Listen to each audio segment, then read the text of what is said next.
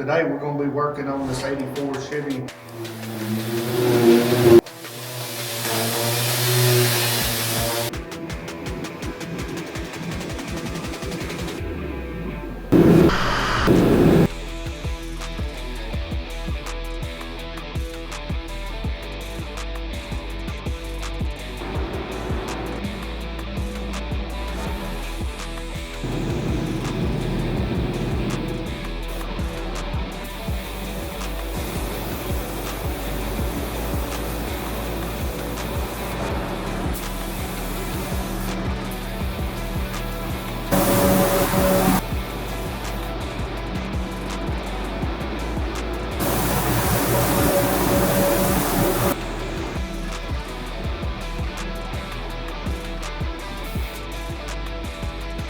All right, we got the 84 Chevrolet Firewall painted. We'll go and have the motor installed. When it gets back, then we'll start the body work on the rest of it.